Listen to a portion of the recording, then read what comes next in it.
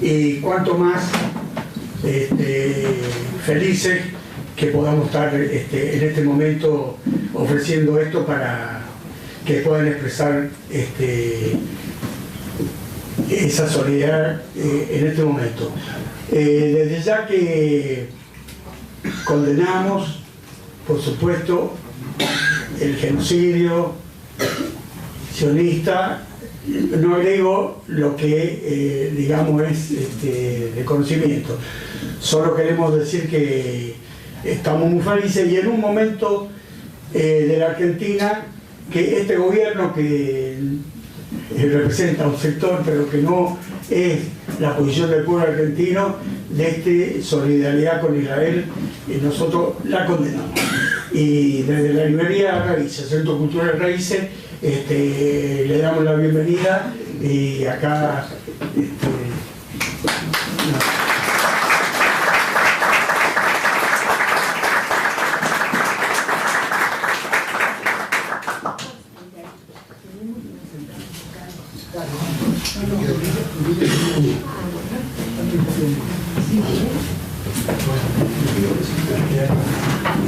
Bueno, la verdad que estamos muy contentos y contentas de que están todos ustedes acá. Les damos la bienvenida, agradecemos en primer lugar a Rafael Arraya Masri, que nos hace el honor de venir a compartir con nosotros este momento. Agradecemos a todos los amigos, amigas, compañeros, compañeras, que son muchos y que hay muchos parados, que estamos verdaderamente felices de que estén acá. Y también agradecemos al Centro Cultural Raíces que ha hecho posible esta actividad, esta iniciativa. Nosotros luego vamos a presentar, pero primero queremos mostrar un video de Gaza, que es un video muy premiado y que muestra una realidad que los grandes medios ocultan y muestran solo una de las caras de la situación. Entonces, primero vamos a ver el video y luego pasaremos a la actividad ya en sí misma. Sin palabras, emociona.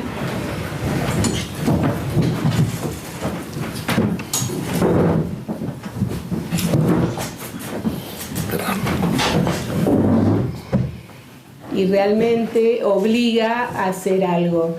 Lo que hemos visto en estos últimos meses es que se ha multiplicado la solidaridad contra el genocidio en Gaza y en solidaridad con el pueblo palestino, y realmente hemos visto a las juventudes en las calles, en las universidades, en muchos lugares del mundo y muchos países que han condenado este genocidio. Realmente nosotros hacemos esta actividad para empezar también a tratar de multiplicar en nuestro país, en la Argentina, con compañeros, con compañeras, en los barrios, en los lugares de trabajo, en los lugares de estudio, poder multiplicar la solidaridad, poder sumarnos a esa enorme simpatía y a esa enorme solidaridad que se ha desatado en el mundo contra esta situación, contra este genocidio que ha impulsado, como acá se dijo bien, el gobierno fascista de Netanyahu hoy en Gaza. Hoy están haciendo una masacre, un genocidio. Nosotros, yo no me voy a expandir más, hay mucho que desconocemos de esta situación. Los grandes medios muestran solamente una parte, muestran las víctimas del terrorismo de Hamas, pero no muestran lo que ocurre y las causas y la situación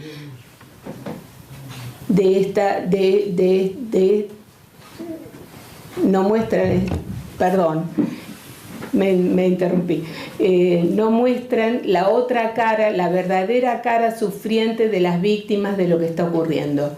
Yo no me voy a extender porque vinimos a escucharlo a Rafael. Le voy a dar la palabra a Santiago Martínez, que es miembro del Comité de Solidaridad con Palestina. Y bueno, desde ya, muchísimas gracias a todos y a todas, y esperamos multiplicar estas actividades.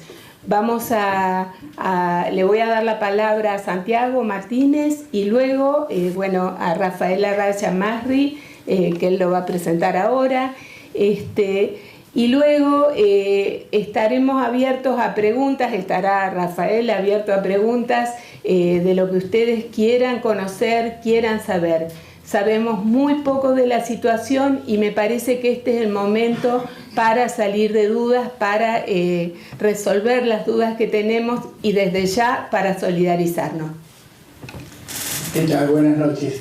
Lo mío es muy cortito, desde el PCR y PTP, que somos miembros desde la fundación prácticamente del Comité del Pueblo Argentino de Solidaridad con Palestina.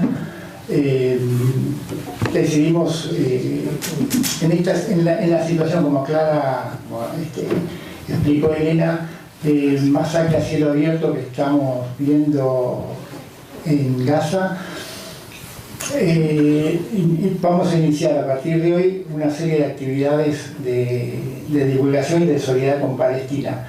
Y sobre todo, aunque el pueblo argentino siempre, y la historia, siempre tuvimos relaciones de amistad y de solidaridad con Palestina, el gobierno actual nos puso en la vereda, en la trinchera del enemigo, porque alineó a la Argentina con Israel, de Netanyahu, con los ingleses y con los Estados Unidos, el tridente de odio del mundo. Entonces, para nosotros es un compromiso extra, un plus, de desarrollar y sacar a la Argentina de esa trinchera que metió este gobierno, que es vergonzosa. Bueno, y con nosotros está Rafael Araya Masri, que hace muchos años lo conozco a partir de esta actividad, con otro amigo que él siempre habla, Manolo Campos, y es miembro de la... Rafael es...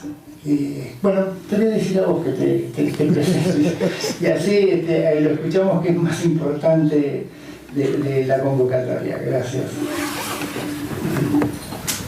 Cualquiera de los dos. Y lo que va a acoplar. Buena. Hola. Queridas compañeras, queridos compañeros, buenas tardes. Soy Rafael Araya Masri, como recién decía Santiago. Soy el presidente de la Confederación Palestina Latinoamericana y del Caribe, que aglutina a las comunidades palestinas en el continente y que alcanza más o menos a 1.200.000 palestinos en toda América Latina y el Caribe precisamente. En Palestina soy diputado, miembro del Consejo Nacional Palestino, que es el poder legislativo allá. Soy miembro del Comité Central de la OLP, la Organización para la Liberación de Palestina. Dicho esto, como presentación, para quienes no pudieron ver los subtítulos de la película que se pasó recién, los compañeros que están atrás, es el relato del drama humano que la ocupación impone a los habitantes tanto de la Franja de Gaza como a los habitantes de lo que se llama la Ribera Occidental, o Cisjordania y Jerusalén Oriental. Es decir, uno de los padres fundadores del Estado de Israel, Ben Gurión, tenía como objetivo capturar la mayor cantidad de territorio posible con la menor cantidad posible de habitantes originarios, sacarlos al exilio, eliminarlos físicamente, y para esto llevar a cabo las atrocidades sin límites que han hecho. Y ese video mostraba esto, son pequeñas historias humanas de agricultores, de ese niño incapaz de reaccionar con un trauma que probablemente va a ser de por vida, si aún sobrevive a lo que acontece hoy. O el caso de esa madre con su hija con parálisis cerebral, la falta de humanidad, la falta de empatía, la falta de esa incapacidad del Estado de Israel de enseñar a sus ciudadanos a ver al pueblo palestino como un pueblo igual, a sus habitantes como un igual, con iguales deberes, con iguales derechos. Entonces, eso es la película Gaza, que finalmente obtuvo un premio Goya, y es un corto que yo creo que entrega un testimonio extremadamente duro. Yo debo haberla visto 15 veces y me emociona igual que cuando la vi por primera vez. Para explicar lo que acontece hoy en la Franja de Gaza, los acontecimientos que comenzaron el 7 de octubre de 2023, como primera definición tenemos que decir y asumir que esos hechos son una consecuencia y no la causa. Son la consecuencia de 76 años de ocupación absolutamente impiadosa por parte del Estado de Israel, que no es otra cosa que el más grande de los portaaviones norteamericanos en el mundo. Un proyecto colonial e imperialista que se impuso en Palestina para controlar el acceso al Asia occidental, primero que nada a Palestina, y de ahí para adentro, ante la magnitud de las riquezas hidrocarburíferas y recursos naturales que allí existen. Entonces, esto es lo que ha llevado a que el Estado de Israel sea protegido, financiado y promovido por la grande potencia imperialista y capitalista en el mundo, comenzando por los Estados Unidos de Norteamérica, siguiendo por Alemania, por Francia y en general por los países que integran la organización del Tratado del Atlántico Norte, una institución tan vigente en nuestros días porque a 500 kilómetros de Comodoro Rivadavia tenemos esa garra imperialista de la OTAN enclavada en nuestras Islas Malvinas. Es decir, cuando el colonialismo ejerce su poder, no importa la geografía, los modelos son los mismos. Entonces, cuando digo que Gaza es una consecuencia de esos 75 años de opresión y ocupación, les voy a explicar las razones del por qué se produce la situación en Gaza, la que estamos viviendo hoy, y que lamentablemente los medios de comunicación, como bien decía nuestra querida compañera, poco se ocupan en mostrar una visión medianamente objetiva o verídica de lo que allí acontece. Al mes de septiembre del año pasado, si alguien siguió las noticias o sigue las noticias de lo que acontece en los territorios palestinos y en Israel, el primer ministro israelí, Benjamín Netanyahu, todos los días sábados tenía 100, 150, 200.000 personas protestando frente a su residencia y exigiéndole la renuncia al cargo de primer ministro. ¿Esto por qué? Porque Benjamín Netanyahu quería doblarle la mano a la Corte Suprema de Justicia israelí y arrogarse el poder de designar jueces, de que sea el poder político de turno quien designara a los jueces sin considerar probidad, sin considerar méritos, sin considerar pergaminos para acceder a esos cargos. ¿Por qué? Porque el 5 de octubre, además de 2023, se reabrieron los 3 principales juicios por corrupción en contra de Benjamín Netanyahu, que con toda probabilidad iban a hacer que el primer ministro terminara con sus huesos en la cárcel.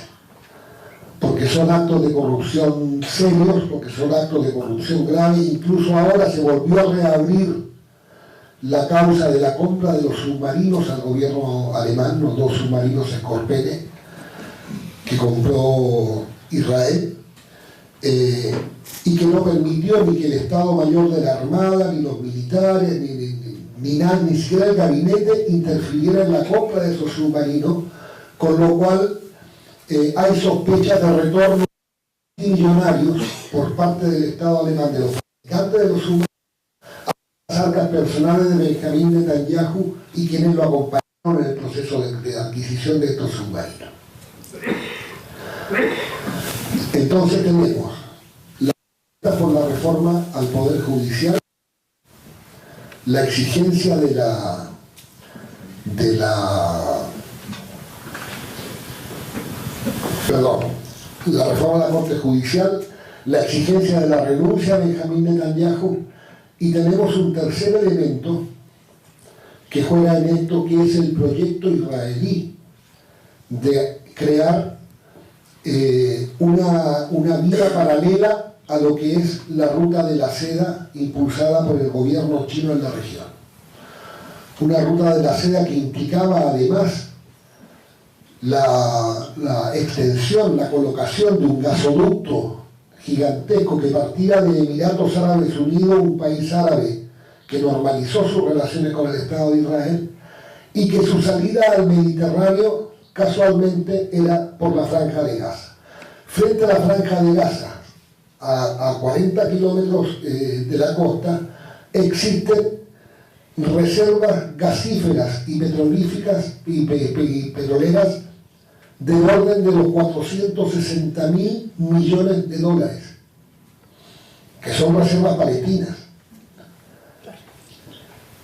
La British Gas, la principal empresa británica de exploración y explotación de recursos hidrocarburíferos, ha firmado un contrato con el gobierno palestino para hacer la exploración y la posterior explotación de estos recursos, lo cual evidentemente iba a colocar a la calidad de vida del pueblo palestino en una situación infinitamente mejor que la que ahora está viviendo.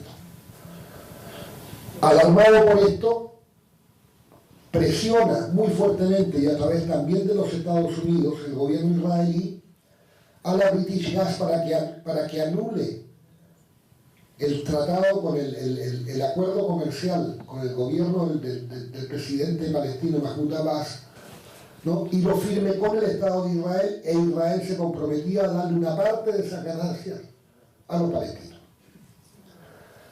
Pero esto a su vez significaba la creación de un canal que iba desde el Mar Rojo al Mar Mediterráneo, que iba a reemplazar también, por las dimensiones que iba a tener, al propio canal de Suez que pasa por la península del Sinaí y está bajo es propiedad soberana de la República Árabe de Egipto. Y este plan incluía, por supuesto, el vaciamiento de palestinos de la Franja de Gaza. El vaciamiento de palestinos de la Franja de Gaza. Si ustedes se recuerdan, este fue un tema recurrente en los primeros días de la agresión israelí a la Franja. Decían, los palestinos de Gaza se tienen que ir todos a la península del Sinaí, a vivir en la península del Sinaí, digamos, y deshabitar el territorio, porque esto de nuevo lo vamos a ocupar, lo vamos a colonizar, y esto va a ser en definitiva territorio israelí. Y lo mismo planteaba para los habitantes de la ribera occidental, Cisjordania, ¿no? Que iban donde el proyecto también era expulsar a los habitantes de Cisjordania para lanzarlos a las fronteras de Jordania.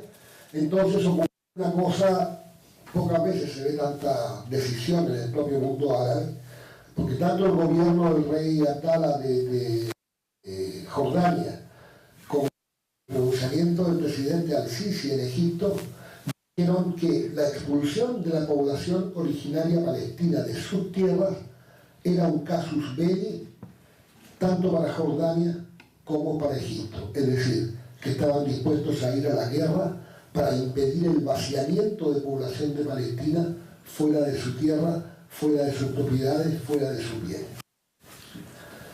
Entonces, ese es el tiro que le sale por la culata a Benjamín Netanyahu.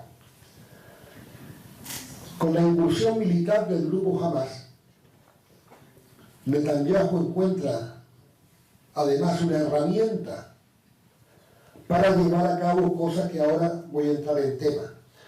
Pero el general de la inteligencia de Egipto, 13 días antes de la incursión de Hamas en territorio israelí, le avisó al propio primer ministro con una llamada telefónica que venía una operación grande de Hamas que iba a incursionar en territorio israelí. 6 días la propia Mossad, la inteligencia israelí, dice que descubrieron movimientos muy masivos de combatientes de Hamas en la Franja de Gaza y que esto significaba la incursión de Hamas a territorio israelí.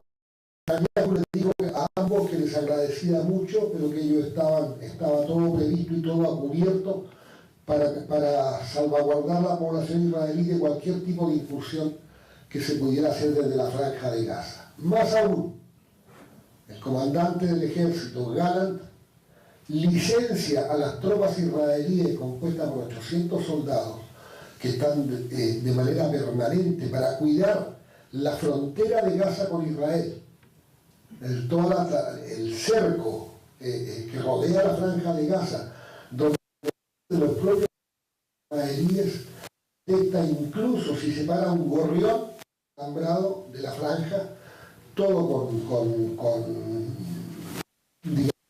con cámaras termográficas, con sensores de todo tipo. Entonces, como se celebraba una fiesta nacional israelí, que es la fiesta de Sukkot, licencia a las tropas para que se vayan a una unidad militar en Cisjordania, ¿cierto? Y puedan celebrar esta festividad, dejando en la frontera a 4 tanques manejados todos por mujeres, casualmente, y un grupo muy reducido de guardia fronteriza. Entonces, viene la incursión de Hamas, se produce todo lo que se produce, toman prisioneros. Yo sobre esto también quiero hacer una salvedad y fijar mi posición personal frente a esto. Yo no acepto el involucramiento de civiles en acciones militares. Y eso quiero ser muy drástico, porque cuando tienes una lucha militar, dispárale y enfréntalos de uniforme del otro lado. Pero no te lleves a bebés, no te lleves a ancianos, no te lleves a familias. Llévate a los soldados y canjealos. Eso dentro de las reglas de la guerra está estipulado y está regulado. Entonces se provoca esta entrada de Hamas, hay muertos de Hamas, hay muertos israelíes, pero también quiero hacer la salvedad que muchos de los muertos israelíes fueron por fuego amigo. Y esto, digamos, bajo declaración de una de las oficiales, una chica oficial de tanque, dice: nosotros veíamos la masa humana, pero no podíamos diferenciar quién era israelí y quién era de Hamas. Lo mismo los 2 helicópteros que llegaron del ejército israelí a ametrallar a mucha gente a la que veían corriendo, que no sabían si eran de Hamas, porque era de noche. Entonces, digamos, habrá que reconstruir la verdad, una vez terminado esto, para saber los niveles de responsabilidades que le caben a cada cual en el desarrollo de estos acontecimientos. Entonces, esto demuestra que un personaje, en realidad un sociópata, como es el primer ministro israelí, ha utilizado este enfrentamiento con Hamas para garantizar su propia supervivencia política. Es decir, hoy a Israel no le sirve la paz. No le sirve hablar de paz por la sencilla razón de que si el enfrentamiento se detiene, va a pasar una semana antes de que Benjamín Netanyahu esté preso, o sea, destituido de su cargo de primer ministro. Es decir, su sobrevivencia política depende de la violencia, depende del enfrentamiento, depende de seguir bombardeando Rafah, de seguir bombardeando campamentos de refugiados, donde ya tenemos al día de hoy casi 38.000 víctimas, de las cuales 16.000 son niños menores de 12 años.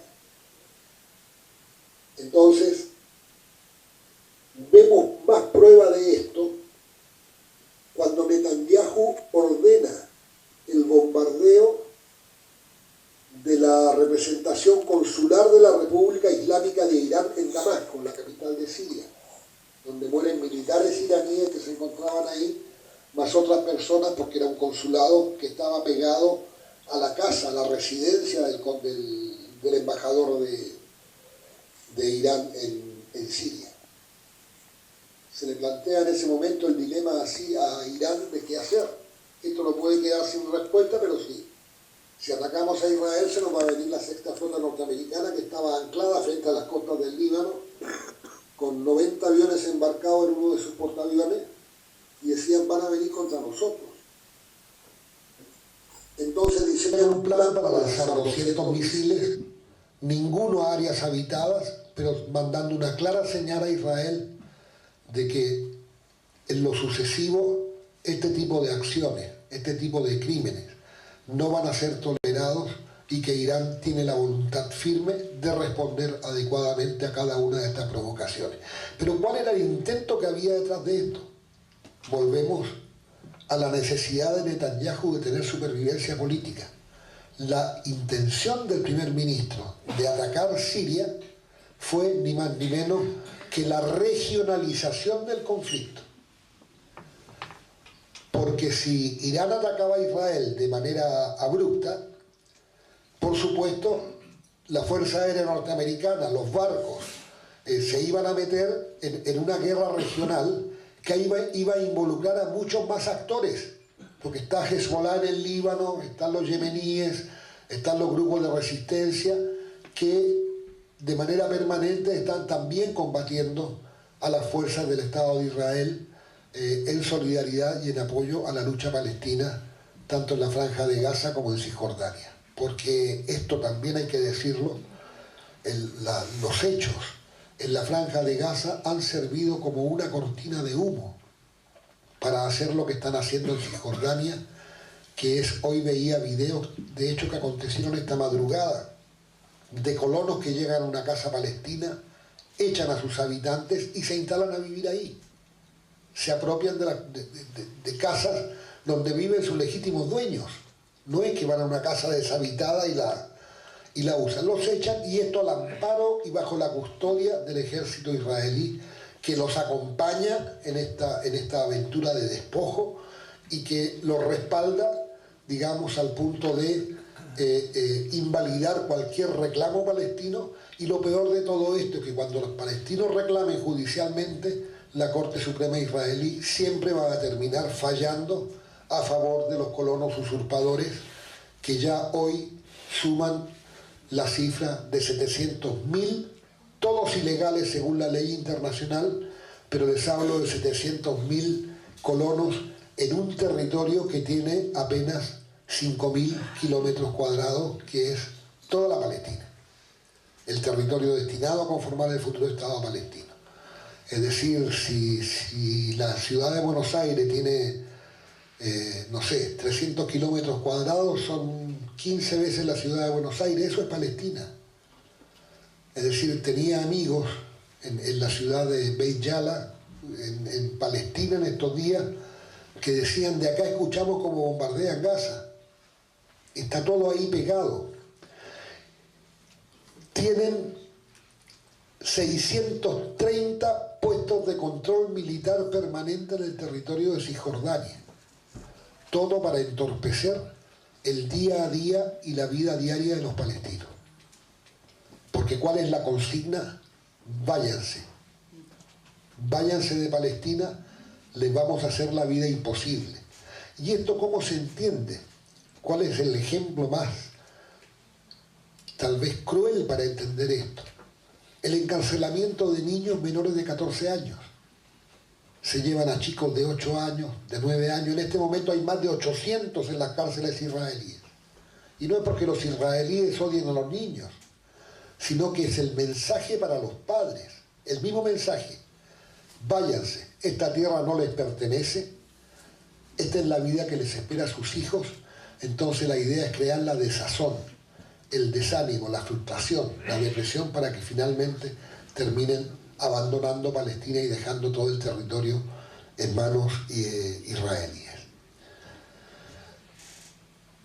Entonces, esta es la situación al día de hoy, pero también tenemos que reconocer que hay una voluntad de lucha del propio pueblo palestino que viene también desde el momento en que comienzan los grandes procesos migratorios de ciudadanos judíos de de Europa en los años 30, en los años 20, ¿no? Y luego los que vienen perseguidos por el Holocausto, por el Holocausto de Europa.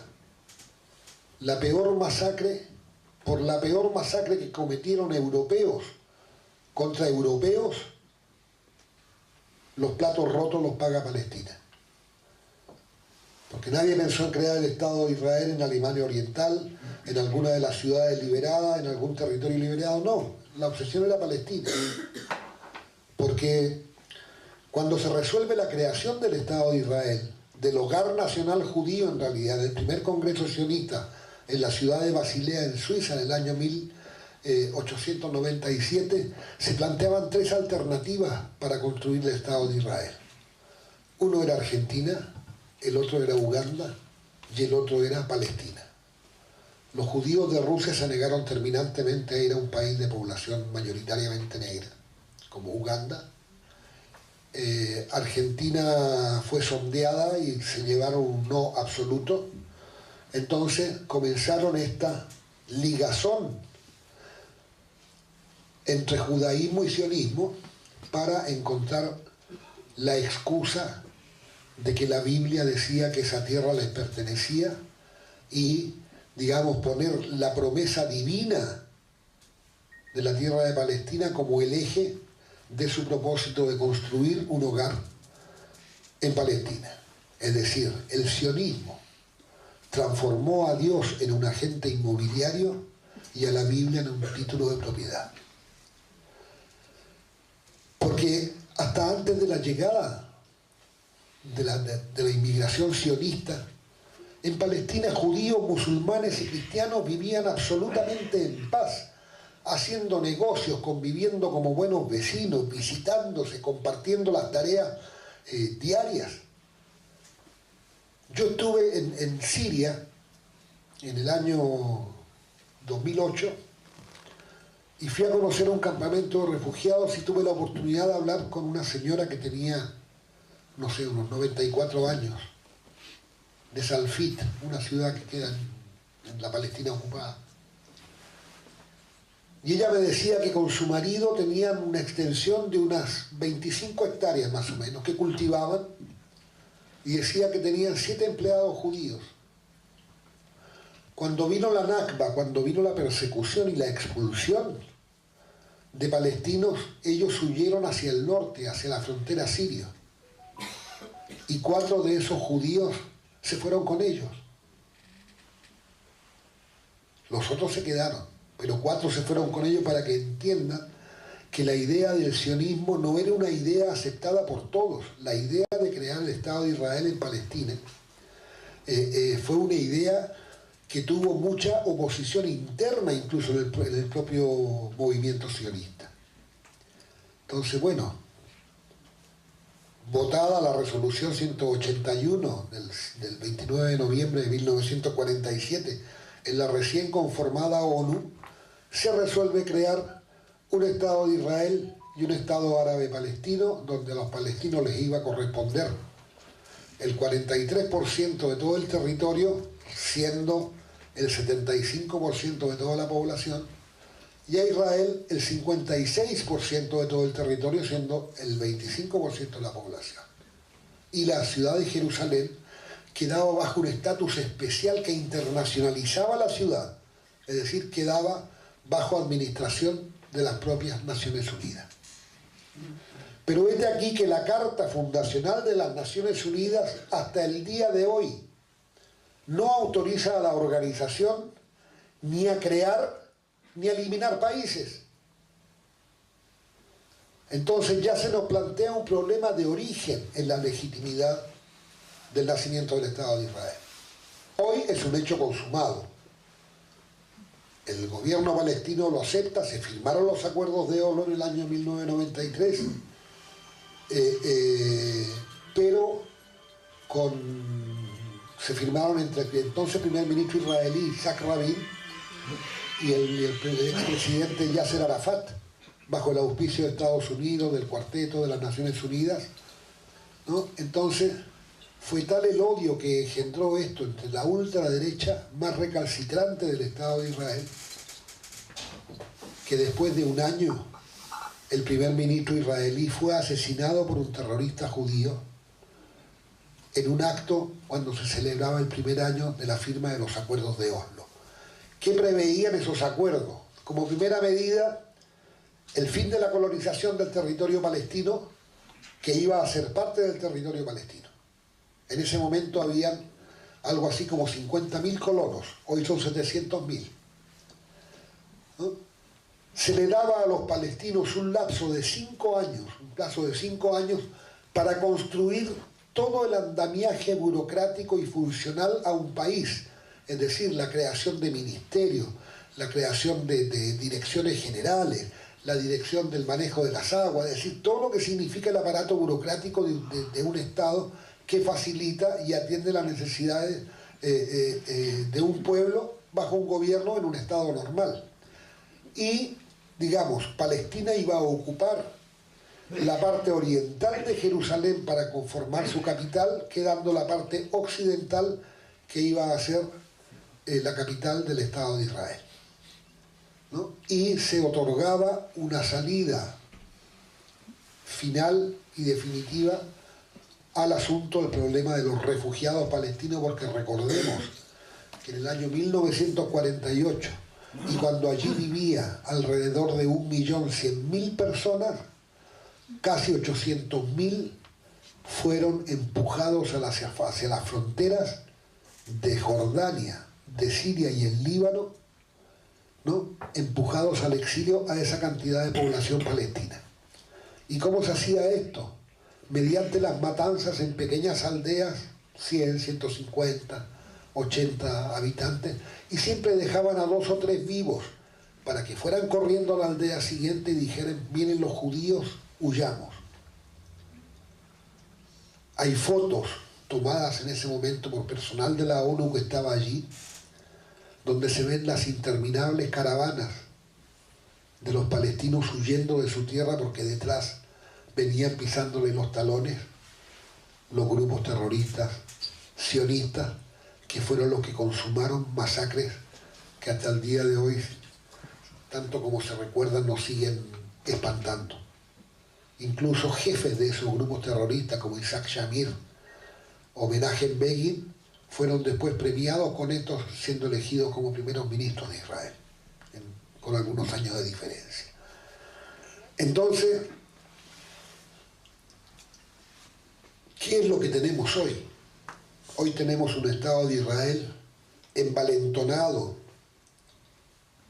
por el apoyo incondicional de los Estados Unidos de Norteamérica, Gran Bretaña, Francia, las potencias occidentales en general, que respaldan militarmente a Israel a seguir llevando a cabo el genocidio que se sigue cometiendo día a día contra la población palestina en la Franja de Gaza, con un Benjamín Netanyahu que se niega a un cese al fuego.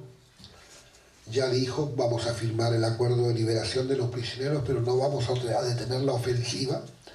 Y estas ofensivas son bombardeos absolutamente indiscriminados, es decir, quedaron reducidas a polvo las 6 universidades existentes en la Franja de Gaza. Y de esas universidades asesinaron a 86 académicos. La educación para el palestino es una cuestión esencial. Es decir, Palestina llegó a tener el primer lugar en el mundo en profesionales universitarios de acuerdo a la población que tenía en su territorio. Es un pueblo extremadamente culto y educado, y tienen esa educación una obsesión, porque yo le preguntaba en la calle a los muchachos: pero si ya hiciste un posgrado, ¿para qué quieres el doctorado? Y me decía: porque un día vamos a tener que gobernar Palestina y tenemos que prepararnos más y más y más, porque no podemos fallar el día que tengamos nuestro país. Entonces, la destrucción de las universidades, la destrucción de los hospitales, el bombardeo y la destrucción de los colegios de la UNRWA. La UNRWA es el comité, la organización puesta ahí por Naciones Unidas para velar por la seguridad alimentaria de la población y educativa de la población palestina en la Franja de Gaza. Entonces, la intencionalidad está clara. Israel, vuelvo a repetir la frase que dije al principio, queremos la mayor cantidad de tierra posible con la menor cantidad de habitantes originarios posible. Como bien dijo Ben Gurión. Entonces, la vía de solución para esto, ¿cuál es? Hay que llevar de manera urgente y bajo presión internacional a Israel a sentarse en una mesa de negociaciones. Es decir, porque esta lucha, cuando dicen vamos a hacer la revolución y que Palestina tome las armas, el problema es que los únicos que se mueren ahí son los palestinos, prácticamente. Yo he tenido muchas discusiones con esto, con compañeros que dicen, no, pero ustedes tienen que seguir luchando y ganar esto con los fierros en la mano. No, no es tan así. Entonces, solamente bajo medidas coercitivas de la comunidad internacional, de las Naciones Unidas y de las grandes potencias que son los grandes avales del Estado de Israel, se va a poder llegar a una solución pacífica, porque el propio Yitzhak Rabin, el primer ministro asesinado, decía, para Palestina e Israel no hay una solución militar. Esto tiene que ser llevado adelante a través del diálogo y con negociaciones. Porque lo que pone en riesgo Netanyahu con toda esta actitud terrible es la propia existencia del Estado de Israel. Es decir, hoy han salido de Israel más de 250.000 ciudadanos que se han ido del país y que ahora desde Estados Unidos o desde Alemania llaman a sus ex empleadores para decirle que por favor los tomen nuevamente, pero para trabajar de manera remota, ¿no? Es decir, mientras todo está como estaba, con los palestinos subyugados, dominados, estaba todo bien. Pero si nos vemos nosotros en peligro, nos vamos. Entonces, Israel está hoy con tremendos problemas internos. A partir de ayer se comenzaron a producir grandes revueltas de los judíos ultraortodoxos que se niegan a prestar servicio en el ejército israelí. Porque hubo una decisión de la Corte Suprema, primero una votación en la Knesset, el Parlamento israelí, ratificado después por la Corte Suprema, de que tienen que prestar servicio militar al Estado de Israel. Porque ellos decían que nosotros sostenemos al Estado de Israel con nuestras oraciones. O sea, ellos vivían para rezar, para tener su formación judía, pero la llevaban fácil, digamos, jamás tomar un arma para defender su país. Entonces eso pone en riesgo la estabilidad de un gobierno de coalición que es extremadamente frágil. ¿Qué vemos hoy en el Estado de Israel?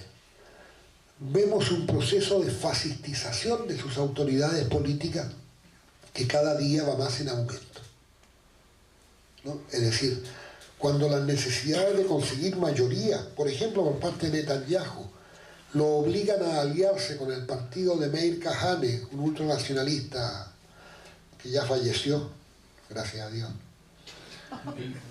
Oh, que era terrible, terrible. Entonces es correrse cada vez más hacia una ultraderecha fascista. Si ustedes ven las declaraciones de los propios miembros del gabinete político de Netanyahu, es para escandalizarse cuando dicen tenemos que lanzar 2 bombas atómicas sobre Gaza para terminar con el problema palestino, y lo dicen en serio, ¿no? Cada niño así recién nacido es culpable de nacimiento por nacer palestino, hay que eliminarlos a todos. Los que no son terroristas hoy van a ser los terroristas mañana, ¿no? Entonces se juntan sectores judíos en Nueva York que ya están planificando la construcción de resorts, de vacaciones en la Franja de Gaza, porque dice que son las playas más lindas de toda la costa de la zona, ¿no? Y ya están dividiendo el territorio, acá vamos a vivir, vamos a construir asentamientos. Entonces, mientras tanto, el occidente que nos ha dominado toda la vida todavía no sabe cómo resolver esto. Pero una cosa es clara: no se puede regresar al statu quo existente al 6 de octubre de 2023. Nadie va a aceptar un regreso a las políticas opresivas, a la dominación sin contrapeso, porque esta vez Israel se ganó de enemigos a las propias Naciones Unidas. 5 países en estos 8 meses han reconocido a Palestina como Estado, entre ellos España, Noruega, Eslovenia, y no me acuerdo cuál otro, pero son 5. Irlanda, eso era. Entonces hoy el ministro Smotrich, ministro de Finanzas de Israel, dijo: por cada país que reconoció a Palestina, vamos a crear un nuevo asentamiento, una nueva colonia en el territorio palestino, como un castigo a los palestinos, al gobierno de la Autoridad Nacional Palestina, porque dice que el gobierno de Mahmoud Abbas es el que propicia este diálogo con los países para ir logrando reconocimiento, cosa que es cierto, pero es legítimo. Entonces se va formando un cuadro de situación donde todo es cada día más asfixiante, porque hay un problema que subyace y que es de fondo. A Israel nunca le sirvió ni le sirve la paz. Porque si fuera un país que viviera en paz, ¿qué necesidad tiene Estados Unidos de aportarle 20.000 millones de dólares anuales en armas? ¿Por quién va a estar amenazado? Arafat decía: ni palestinos, ni israelíes, ni jordanos van a poder sobrevivir por sí mismos.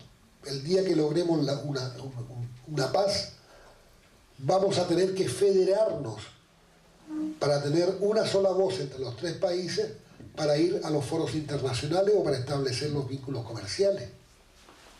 Entonces, la negativa de Israel, primero, ellos se negaron siempre a una idea que fue la primera que planteó Arafat, en realidad, cuando dijo: queremos un solo Estado. Yo en lo personal sigo adhiriendo a esa idea. Un solo Estado, binacional, laico y democrático, donde cada persona significa un voto. Pero en el mes de julio del año 2018, por iniciativa de Benjamín Netanyahu, la Knesset, el Parlamento israelí, promulgó la ley que declara a Israel como Estado-nación del pueblo judío. Estado-nación del pueblo judío. Lo que significa y lleva íncito en su propia definición es que lo no judío no tiene el mismo valor de lo que sí es. Un no judío no tiene el mismo valor que un judío. Y eso se vio en manifestaciones que ocurrieron de inmediato. Hay una comunidad que se llama drusa, que son originarias de los altos del Golán, de parte del Líbano. 4 generales, 20 suboficiales y no sé cuántos soldados profesionales de ese origen druso renunciaron al ejército israelí. Y cuando el comandante en jefe del ejército le preguntó al general druso, a uno de los generales drusos, ¿por qué se van?, le dijo: porque con la promulgación de esta ley ustedes nos convirtieron en ciudadanos de segunda categoría a pesar de ser israelíes. Entonces, la consagración de Israel como Estado-nación del pueblo judío realiza y lleva a la práctica, en lo que les permite llevar a la práctica, la instauración de un régimen de apartheid, de racismo, donde los palestinos que viven en el Estado de Israel, que conforman el 20% de la población total del país, no tienen los mismos derechos que los propios israelíes judíos. ¿Por qué? Porque el gobierno nacional les dio poder a los municipios para que acepten, para que evalúen y acepten o rechacen que ciudadanos no judíos vayan a vivir a sus ciudades. Por supuesto, está dirigido a la población palestina que vive en Israel, ¿no? Entonces son rechazados sus permisos. se rechazan los matrimonios binacionales. Un judío no puede casarse con una palestina que viva en los territorios ocupados. Y si se casan no pueden vivir en el Estado de Israel. Se demuestra la existencia de un apartheid cuando en el territorio de la Cisjordania, de la Ribera Occidental, existen dos modelos de justicia. Es decir, un colono israelí que comete una contravención o un delito frente a un palestino que comete la misma contravención o el mismo delito, el colono es juzgado por tribunales civiles israelíes y el palestino es juzgado por tribunales militares. ¿No? Eso marca el apartheid. Yo he estado en el territorio varias veces y ustedes pueden ver que el territorio palestino es como un collar de perlas al que se le cortó el soporte de hilo o de tanza o de lo que sea. Son un montón de puntitos no conectados entre sí porque han instalado asentamientos, colonias ilegales en todo el resto del territorio. Entonces, esas colonias ilegales están interconectadas entre sí por supercarreteras por las que solo pueden transitar judíos. Que si un palestino ingresa a una de esas carreteras va preso. Está prohibido. Entonces, eso va consolidando un modelo de racismo y de apartheid que en algún momento, al que en algún momento habrá que poner fin. La lucha es tremendamente desigual, es tremendamente dura. Palestina había elegido un camino de resistencia civil que se va a pronunciar en la Cisjordania ahora. Ya hay enfrentamientos, los chicos están enfrentándose como siempre con piedra, con cócteles molotov a los carros blindados. Los israelíes están enviando drones con bombas para tirarla dentro de las casas donde sospechan que hay terroristas, porque todo lo palestino es terrorista. Y cuando a mí me preguntan, pero jamás es un grupo terrorista, yo siempre me remito a una anécdota de la guerra de liberación argelina, cuando un líder del Frente Nacional fue capturado por los franceses y llevado a juicio. Y el juez le dice, usted va a ser juzgado por actos de terrorismo, ¿tiene algo para decir antes del comienzo del juicio? Y le dice, sí, señor juez, yo le pido a usted que me entregue su avión y su tanque, yo le entrego mi fusil y mi bomba, y así yo me transformo en un respetable militar y usted en un asqueroso terrorista. Es decir, es la óptica desde donde se observa cuál es la cosa. La Carta de Derechos Humanos de la ONU consagra el derecho a resistir por todas las formas disponibles a una potencia ocupante de otro territorio que no le pertenece. Por todos los medios a su alcance. Entonces, nos enfrentamos finalmente ante la situación de que esto es un hecho que está en pleno desarrollo, como decía el periodista venezolano Walter Martínez, que tenía un parche en el ojo. Noticias en pleno desarrollo. Y desconocemos a dónde nos va a llevar esto. A lo que sí yo estoy seguro es que no va a ser un regreso al status quo, al momento preexistente del 7 de octubre, y que la comunidad internacional, que es la gran responsable que creó al Estado de Israel, tiene que imponer la creación de un Estado palestino, porque para eso está mandatada. Es decir, a Israel le regalaron un Estado y a los palestinos una oficina de refugiados. Entonces, esa comunidad internacional que generó el problema tiene la obligación de resolverlo. Entonces, yo confío en la capacidad de lucha del pueblo palestino, porque las convicciones del pueblo palestino son extremadamente fuertes. Los palestinos, incluso Cuando me dicen, pero la tierra les pertenece a los palestinos, yo digo, no, los palestinos pertenecen a esa tierra.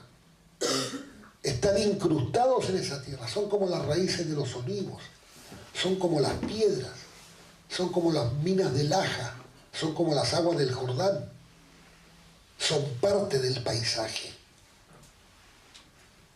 Entonces yo creo que esa voluntad finalmente y asumirse en esa condición de pertenecer a esa tierra es lo que va a sostener la lucha y sin duda nos va a llevar a la victoria final. Muchas gracias, querida compañera.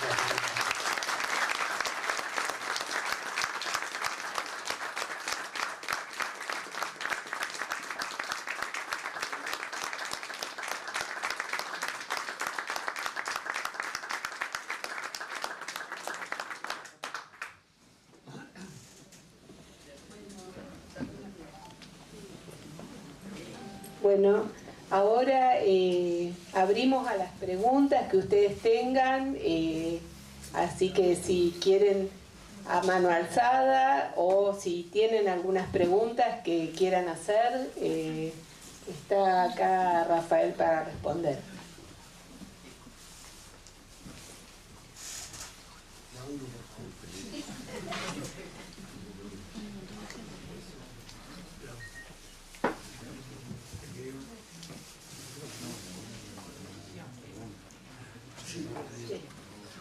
Sí, la pregunta sería, ¿cómo se ve posible ante un Estado fascista? Párate, por favor, porque no se escucha. Sí, ¿cómo se ve posible frente a un Estado fascista como Israel poder llegar a consensuar un acuerdo por la vía pacífica?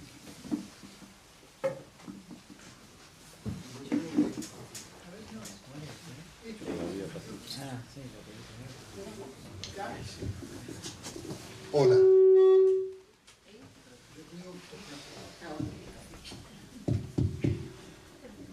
Yo pienso que el acuerdo, si hay un acuerdo, tiene que ser un acuerdo que le sea impuesto a Israel, porque Israel no tiene voluntad alguna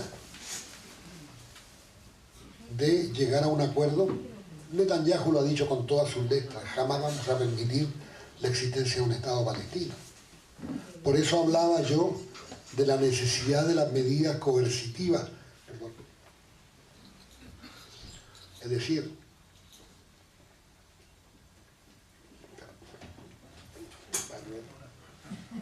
disculpe, por favor.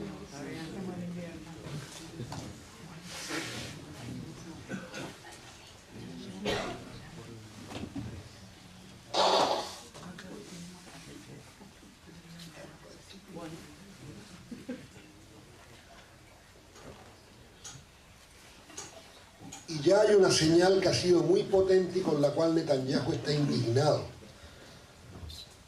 Y es que los propios Estados Unidos le han suspendido la entrega de determinado tipo de munición. Entonces, ellos dependen en un 95% de la tecnología militar norteamericana. ¿Qué pasa si los Estados Unidos, el día de mañana, o Alemania, que es otro gran proveedor de armas, dicen que o te sientas o te cortamos definitivamente el chorro? No es fácil lograr esto. No es fácil lograr esto. Pero si ustedes miran el desarrollo de los acontecimientos, lo que han sido las movilizaciones universitarias en Estados Unidos, los jóvenes tomándose las universidades, exigiendo que las universidades retiren todos los acuerdos y convenios comerciales de inversión en empresas que tengan algo que ver con el Estado de Israel. Entonces empezamos a encontrar señales que nunca habíamos visto en los Estados Unidos de Norteamérica. Y les hablo de Cambridge, les hablo de Stanford, les hablo de California. Son 18 universidades que fueron tomadas por los estudiantes para exigir medidas por Gaza, concretamente. En otros países han sido reprimidas, como en Alemania, como en Francia, donde se ha prohibido incluso el uso de la bandera palestina. Entonces, si en el marco de las Naciones Unidas se resuelve que definitivamente se va a aplicar la teoría de 2 estados para 2 pueblos, la comunidad internacional tendrá que actuar, incluso con o sin los Estados Unidos, te diré. Lamentablemente Estados Unidos es el veto incondicional de Israel en el Consejo de Seguridad de Naciones Unidas, lo que ha permitido la pervivencia de toda la arbitrariedad del Estado de Israel contra la población palestina. La última medida en contra, bueno, aprobaron el otro día una resolución del Consejo de Seguridad, pero la última que se aprobó en contra de Israel fue exactamente 10 días antes o 12 días antes de que se fuera del gobierno del presidente Barack Obama, que es la resolución 2334 de diciembre de 2016, donde dice que quedan sin efecto todas las anexiones del Estado de Israel de territorio palestino, incluida Jerusalén. Los gobiernos no considerarán como válidas las medidas israelíes y se declarará ilegal todo lo que significa la transferencia de población, que es reemplazar población palestina, expulsarla para que venga población israelí. Entonces, la esperanza es esa, queridos compañeros, que la voluntad de los países lleve a Israel a sentarse a una mesa de negociaciones. La solución militar, yo no le veo posibilidades de triunfo, al menos en lo inmediato. Pero, discúlpame,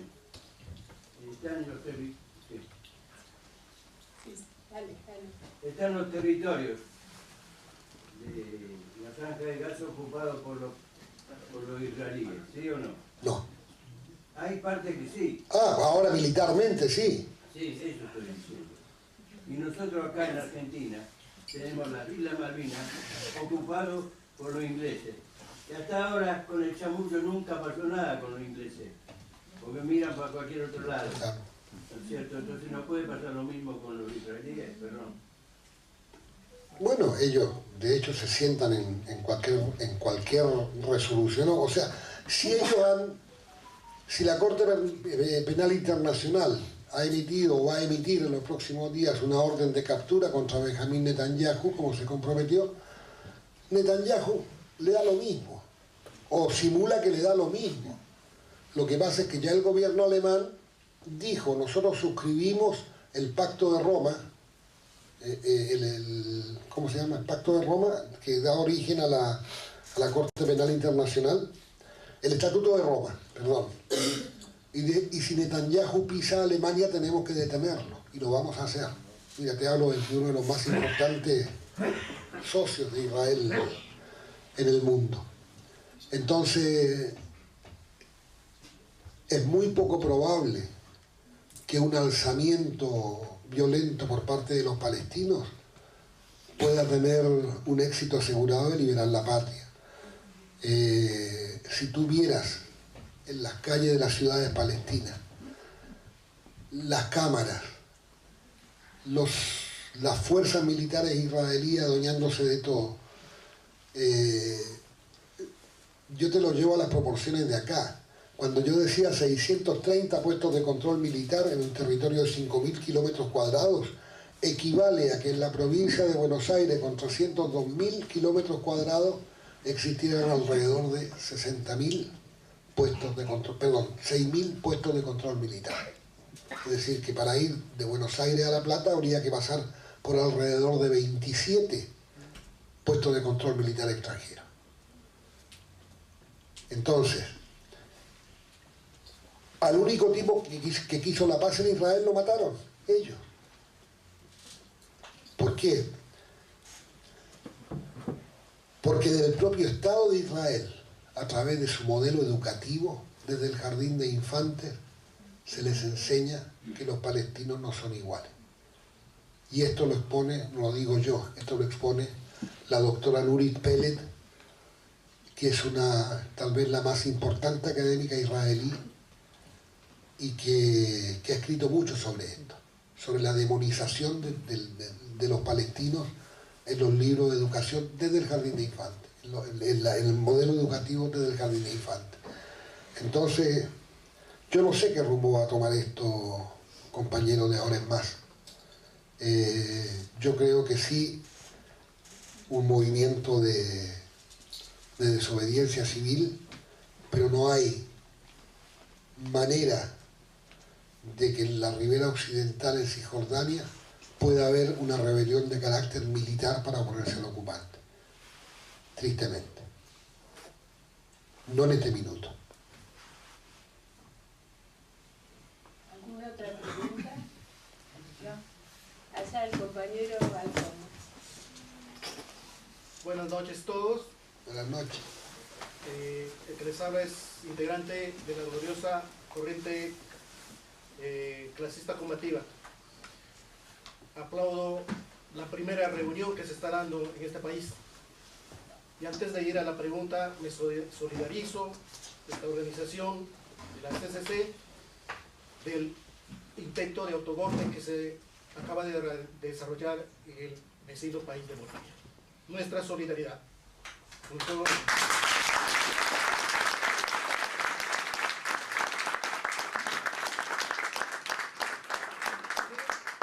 Si bien es cierto, hemos escuchado las realidades que hemos desconocido.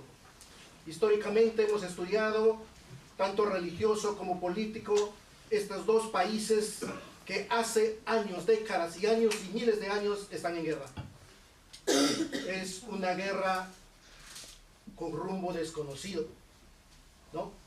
Entonces, es aprender cada día más qué rumbo vamos a tener de hoy en adelante. Dos preguntas que debo hacer. Uno, ¿qué es lo que va a hacer la OLP Argentina a partir de hoy, teniendo en cuenta que estamos inmersos en un gobierno encaminado al genocidio? La segunda pregunta, teniendo en cuenta que la comunidad internacional no desata nada, absolutamente nada más, parece es un aliado. Entonces, pues, mi pregunta es, ¿qué intereses internos tienen los imperialistas del mundo? Muchas gracias. Gracias por tu pregunta, compañero. Por supuesto, toda la solidaridad con nuestros hermanos de Bolivia. Yo hay una cosa que, con toda humildad, compañero, te haría una corrección. El conflicto palestino no tiene miles de años.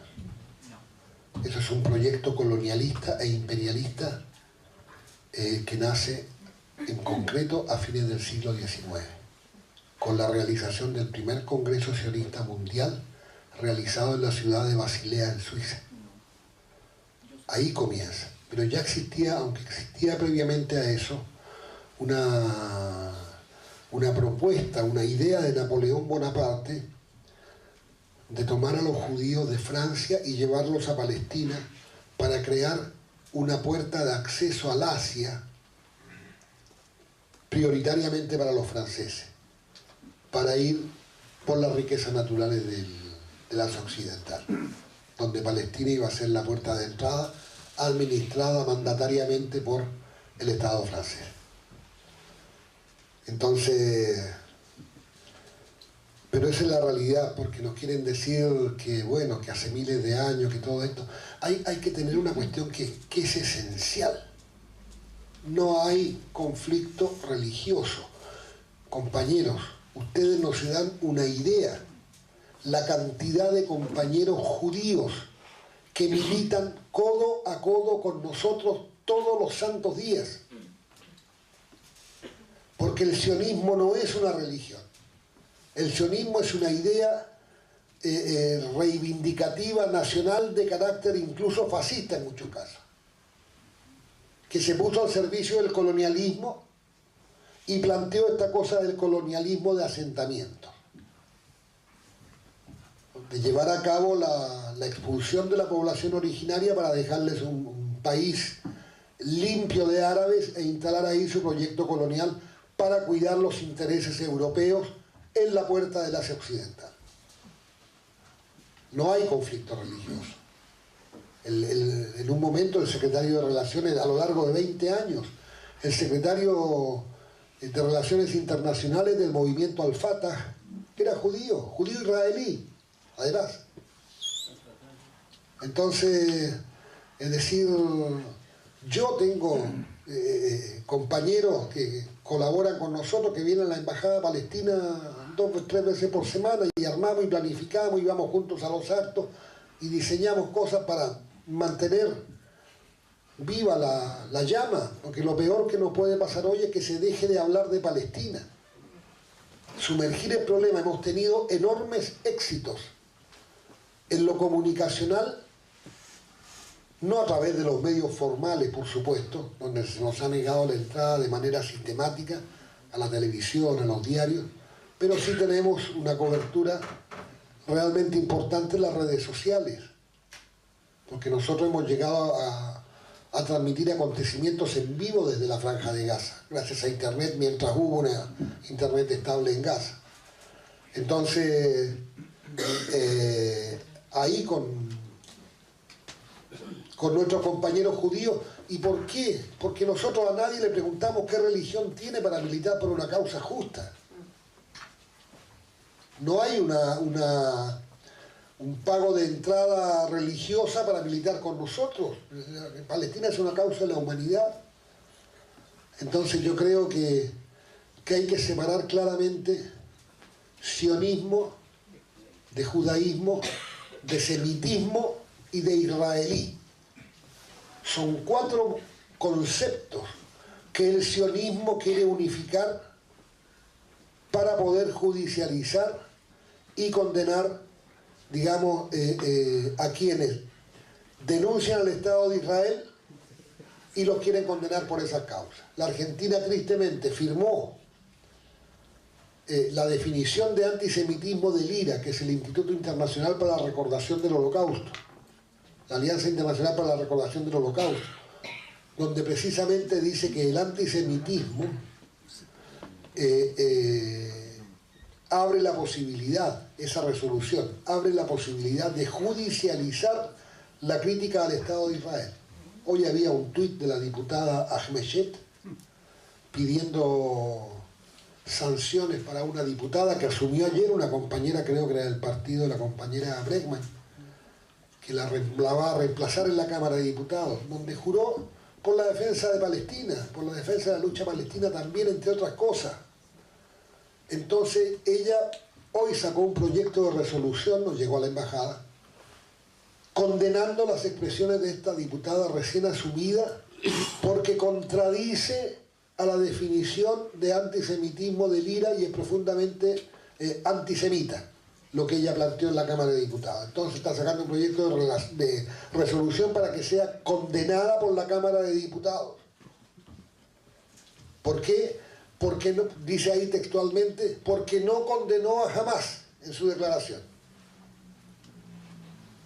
Entonces ellos quieren inventar la teoría de los 2 demonios, entre un movimiento de resistencia y un Estado que ejerce terrorismo de Estado.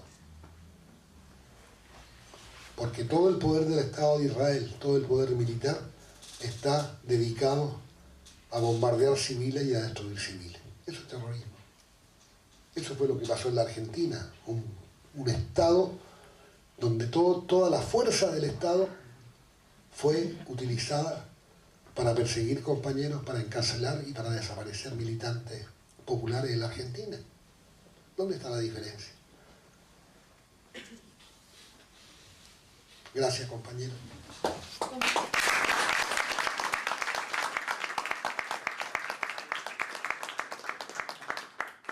Para los que están más lejos, acá adelante hay asientos, así que si quieren acercarse, podemos hacer algunas preguntas más.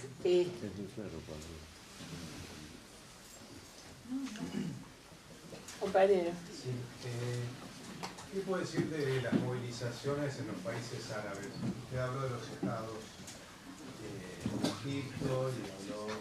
Para hablar más fuerte porque allá no escucho. Mira, yo sobre los países árabes, primero, como concepto, Cuando dicen el mundo árabe no existe como tal, lo único que los une es un idioma. Un árabe está definido porque habla árabe como lengua materna. Pero cuando uno dice, por ejemplo, pero ¿por qué Arabia Saudita o Qatar o Emiratos Árabes Unidos no asumen tal actitud? Porque son modelos ideológicos y de gobernanza que están en disputa permanentemente con otros modelos de gobernanza y otros modelos ideológicos. Es decir, Argelia es una revolución socialista. Arabia Saudita es una monarquía absoluta.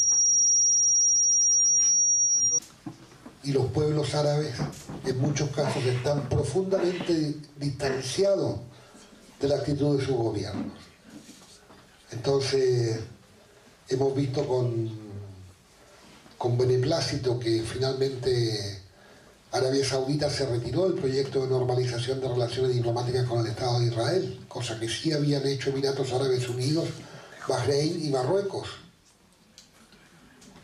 Entonces, cosa a la que nosotros, por supuesto, nos opusimos con toda la fuerza, porque en el fondo era una traición a una posición común del mundo árabe frente a Palestina. Entonces el imperialismo ha logrado meter este tipo de fisura porque es un proyecto político de Estados Unidos que Israel normalice sus relaciones con la mayor cantidad de países árabes para aislar la cuestión palestina y sacarla del ámbito de injerencia del mundo árabe como bloque.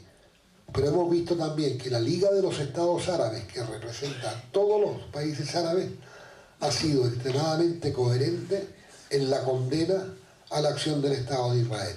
Tristemente, no ha pasado más allá de lo declamativo, porque querríamos ver nosotros otro tipo de actitud.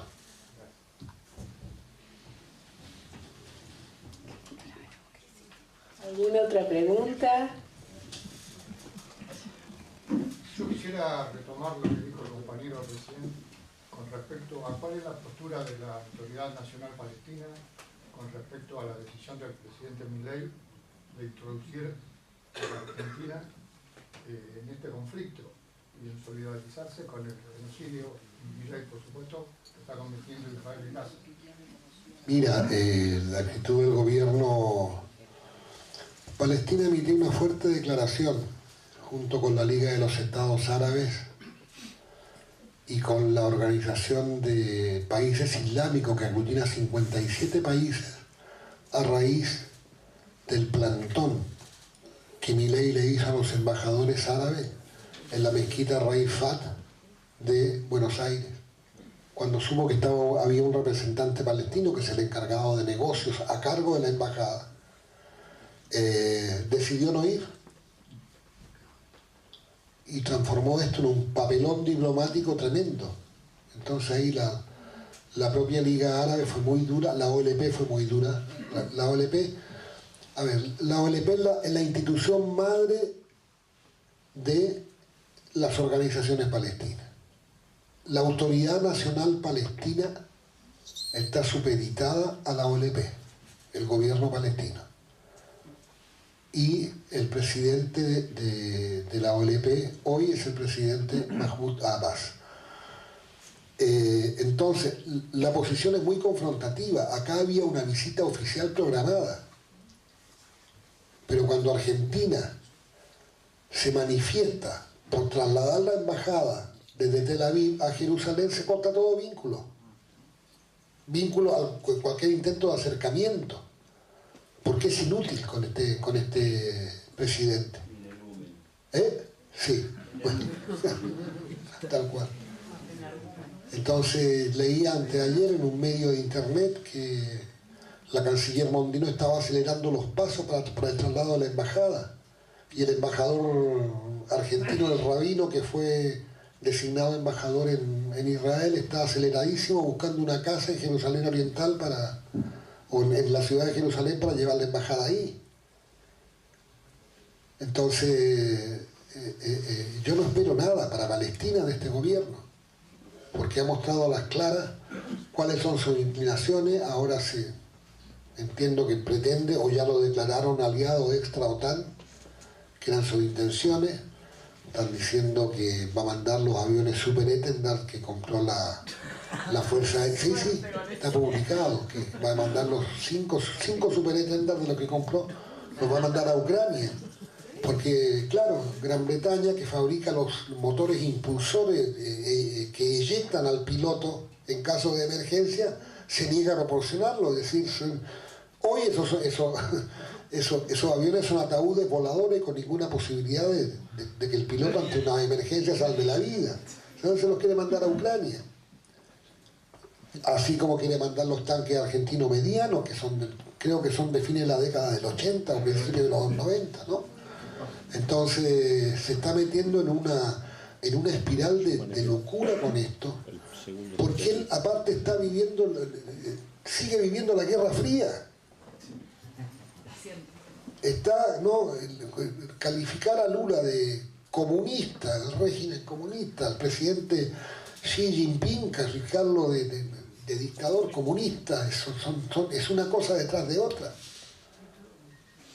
Y por eso, de la misma manera también, a mí no me sorprendería, como apreciación personal, que el presidente Lula decidiera comenzar a afectar el comercio bilateral para exigir una disculpa formal de Milei por el nivel de grosería con que se ha manifestado. Entonces, en lugar de ampliar el espectro de aceptación del argentino, lo está restringiendo. Lo está llevando solamente a ubicarse al lado de la Meloni, al lado del presidente Orbán de Hungría, es decir, de Ayuso, de Vox en España. La pelea con el presidente Pedro Sánchez, una vergüenza.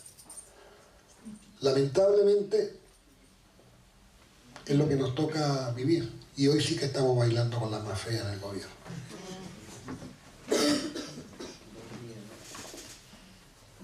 ¿Alguna pregunta más? Entiendo porque hasta las 8 teníamos disponible. Estoy más preocupado yo que ustedes.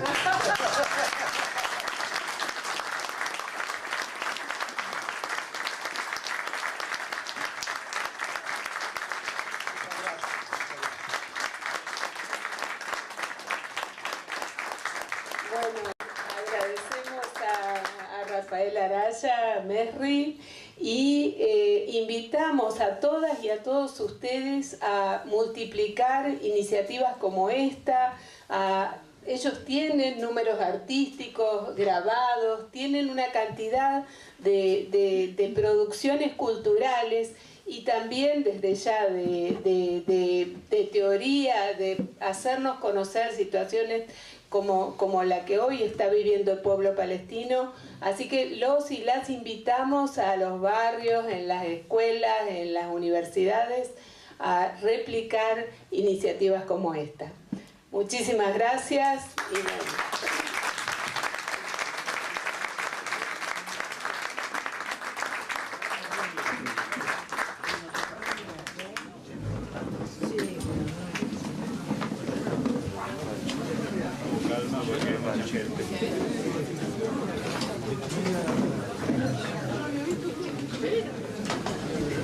Claro, la localidad.